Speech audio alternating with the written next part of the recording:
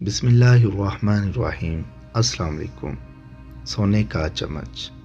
وہ خود ایک اعلیٰ عہدے پر فائز سرکاری ملازم تھا۔ اس کے 3 بیٹے تھے۔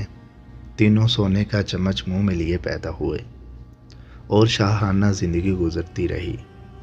وقت تیزی سے گزرا اور اس کے نام کے ساتھ ریٹائر لگ گیا۔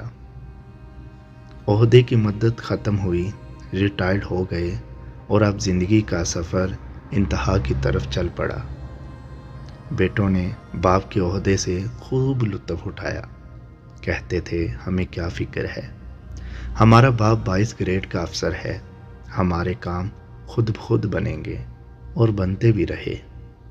ایک ٹیلی فون کال پر سب کچھ قدموں میں حاضر ہو جاتا تھا۔ پھر وہ دن آ گیا جب بیٹے یہ بھول گئے کہ یہ وہی باپ ہے جس کے نام و عہدے کی وجہ سے لوگ ہمیں سر کہتے تھے۔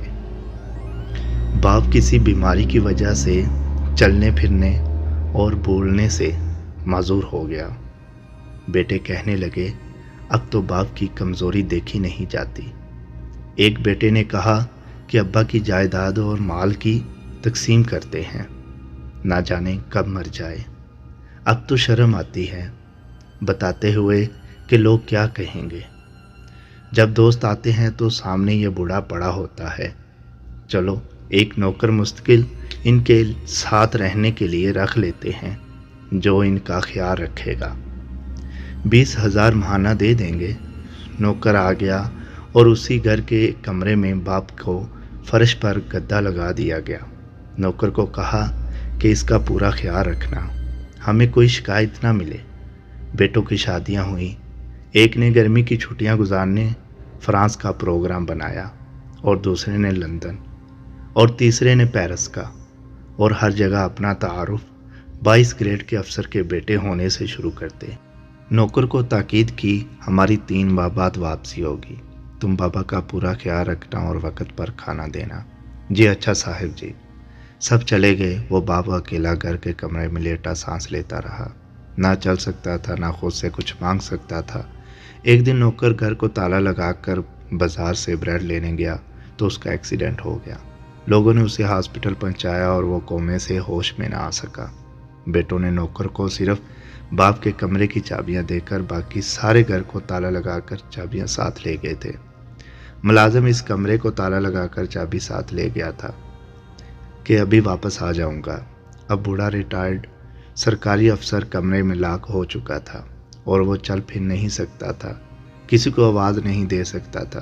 لہٰذا 3 ماہ بعد جب بیٹے واپس آئے اور تالا توڑ کر کمرہ کھولا گیا تو لاش کی حالت وہ ہو چکی تھی جو ہم تصور میں بھی نہیں سوچ سکتے۔ محترم خواتین و حضرات، عبرت کا مقام ہے یہ واقعہ۔ ہم کس طرح اپنی اولاد کے لیے حلال و حرام کی پرواہ کیے بغیر ان کا مستقبل سنوارنے کے لیے تن من دھن کھپاتے ہیں، اور زیادہ سے زیادہ دولت جائیدادیں بنا کر ان کا مستقبل محفوظ کرنے کی کوشش کرتے ہیں، اور سوچتے ہیں کہ یہ اولاد کل بڑھاپے میں میری مدد کرے گی۔ اعلیٰ ترین غیر ملکی اسکولوں میں دنیاوی تعلیم دلواتے ہیں اور دین اسلام کی تعلیم دلوانے کو توہین سمجھتے ہیں، جس میں سکھایا جاتا ہے کہ والدین کی خدمت میں عظمت ہے، ہر انسان جو بوتا ہے اسی کا ہی پھل پاتا ہے۔ ہمیں بھی سوچنے سمجھنے کی اشد ضرورت ہے کہ ہم اپنی اولاد کو کیا تعلیم دلوا رہے ہیں۔ کہیں ہمارا حال بھی ایسا تو نہیں ہونے والا؟ سوچئے گا ضرور۔ سمیع وائس کو سبسکرائب کریں، لائک کریں، شیئر کریں، اور کمنٹ سیکشن میں اپنی رائے کا اظہار ضرور کریں۔